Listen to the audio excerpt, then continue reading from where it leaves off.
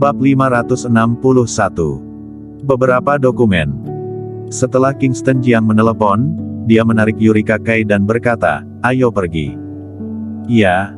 Yurika Kai mengangguk, dan meninggalkan bar bersama Kingston Jiang. Dan Winona Jiang juga mengikuti. Setelah berjalan keluar dari bar, Kingston Jiang mengeluarkan ponselnya dan menelepon Milea Gao. "Maaf, nomor telepon yang Anda tuju telah dimatikan." Kingston Jiang mengerutkan kening. "Mengapa dimatikan?" Winona Jiang yang mengikuti berkata, "Di ibu kota, semua hubungan sangat rumit. Setiap keluarga besar dan setiap kekuatan besar memiliki mata dan telinga. Dia pasti akan sangat berhati-hati ketika melakukan sesuatu, jika sampai ketahuan, dia akan mati. Kita pulang dulu dan cari peluang untuk lain kali." Kingston Jiang tidak memikirkannya lagi. Dia memandang Yurika Kai di sebelahnya dan bertanya, "Apakah kamu sudah makan malam?" Yurika Kai menggelengkan kepalanya. Kingston Jiang membawanya ke restoran terdekat dan memesan sebuah ruangan pribadi. Di ruangan pribadi, Kingston Jiang bertanya, "Ada apa? Mengapa kamu bisa sampai menyanyi di bar?" Yurika Kai masih mengenakan mantel Kingston Jiang. Dia memegang segelas air hangat dan meminumnya perlahan, dan berkata, "Keluargaku bangkrut, dan ayah tiriku melarikan diri, meninggalkan banyak hutang kepada ibuku. Semua barang berharga di rumah telah dijual, dan sebagian dari simpananku juga digunakan untuk melunasi hutang, tetapi hutangnya masih banyak, ditambah aku telah diblokir di dunia hiburan, jadi hanya bisa datang ke bar." Kingston Jiang bertanya, "Berapa banyak hutangmu?" Mungkin masih hutang beberapa ratus juta." Yurika Kai berkata dengan tidak yakin. Dia juga tidak tahu. Ini semua hutang ayah tirinya, dan sekarang ayah tirinya melarikan diri, hutangnya pun dibebankan kepada ibunya. Begitu banyak. Kingston Jiang mengerutkan kening dan bertanya, "Apa pekerjaan ayah tirimu?" Yurika Kai berkata, "Ini adalah perusahaan teknologi, punya beberapa aset, nilainya miliaran, aku juga tidak tahu apa yang terjadi. Aku mendengar dari ibuku bahwa karena telah menyinggung orang besar, makanya dibuat bangkrut dan orangnya menghilang.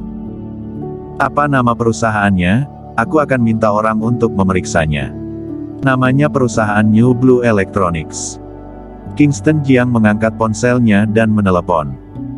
"Periksa mengapa perusahaan New Blue Electronics bangkrut, dan kemudian periksa lagi, di mana kepala perusahaan New Blue Electronics." "Komandan Dragon, terima kasih." Yurika Kai tampak berterima kasih. "Apa yang kamu bicarakan? Kamu adalah putri Deus Kai, sekarang Deus Kai telah pergi, aku harus menjagamu, waktu terakhir kali aku sudah memberitahumu, jika kamu memiliki kesulitan, telepon aku, dan kamu bilang kamu diblokir, apa yang terjadi?"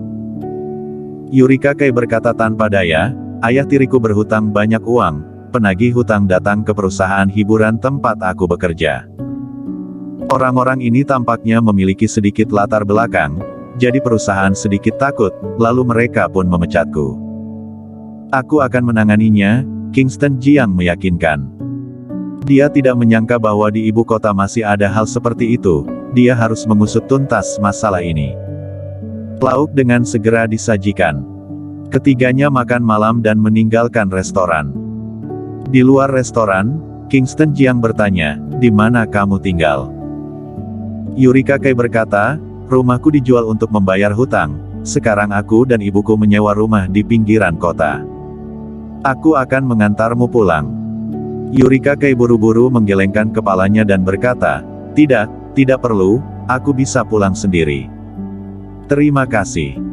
Baju ini aku pakai dulu untuk pulang, setelah kucuci baru aku antar ke kediaman putra surgawi." Dengan itu, dia berbalik dan pergi. Kingston Jiang tidak banyak bicara. Winona Jiang di sebelahnya bertanya, "Pulang sekarang?" "Kamu pulang dulu, aku akan pergi ke area militer," kata Kingston Jiang. "Ya, baiklah, hati-hati." Winona Jiang berbicara, lalu berbalik dan pergi. Kingston Jiang pergi ke area militer, dan dalam perjalanan, dia juga menelepon Busrandu. Beberapa hari yang lalu, dia meminta Busrandu untuk menyelidiki jenderal area militer, sudah beberapa hari berlalu tanpa hasil. Panggilan itu segera tersambung. Kingston Jiang bertanya, apa hasil penyelidikannya? Bos Jiang, apakah kamu mengacu pada lokasi lembaga penelitian atau jenderal tentara api merah? Semuanya. Tidak ada kabar dari lembaga penelitian. Jenderal tentara api merah masih sedang diselidiki. Penyelidikan mengungkapkan bahwa beberapa waktu ini para jenderal ini sedang menghapus jejak dari beberapa hal yang telah mereka lakukan sebelumnya, jadi agak sulit untuk menyelidikinya.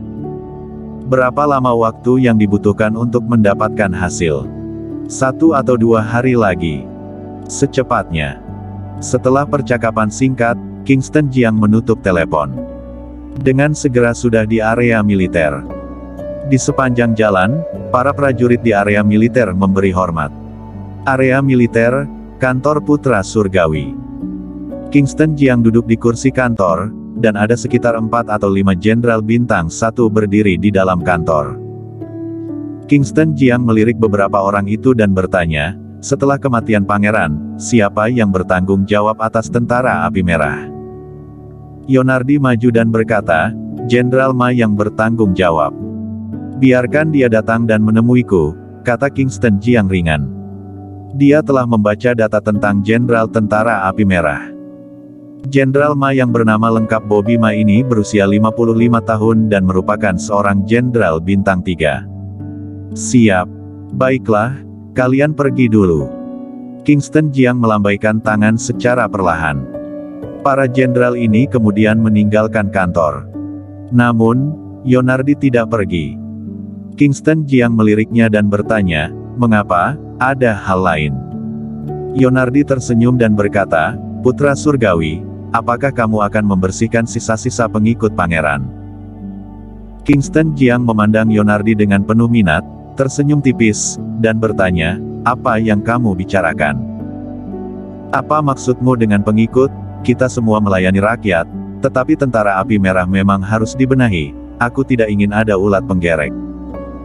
Putra Surgawi, aku punya beberapa barang bukti di tanganku, bisik Yonardi. Oh, Kingston Jiang langsung tertarik.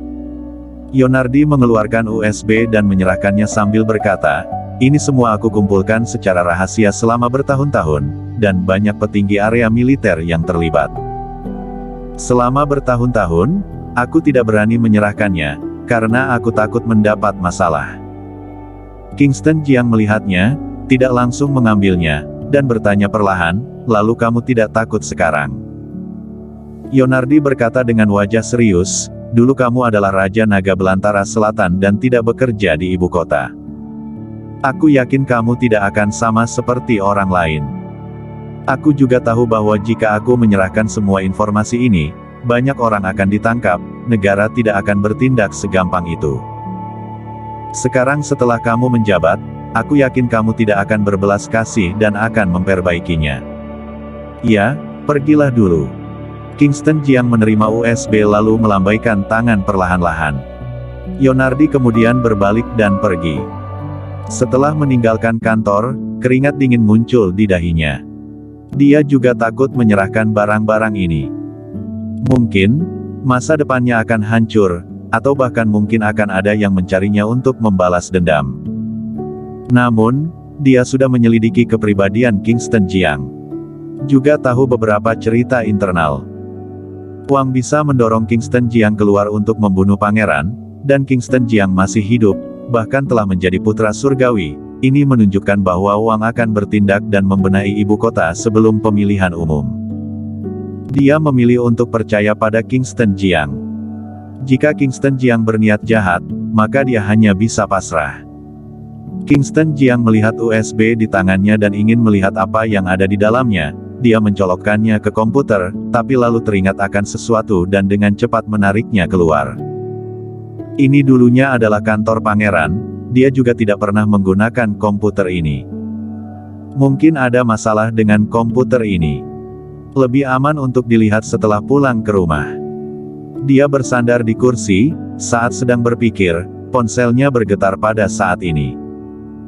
Dia mengeluarkan ponselnya, dan itu adalah pesan dari nomor yang tidak dikenalnya. Apa yang terjadi malam ini? Kingston Jiang langsung tahu itu Milea Gao ketika dia melihatnya. Ada sedikit kejadian tak terduga, cari kesempatan lain untuk bertemu lagi, tunggu kabarku. Dia dengan cepat membalas. Bersambung.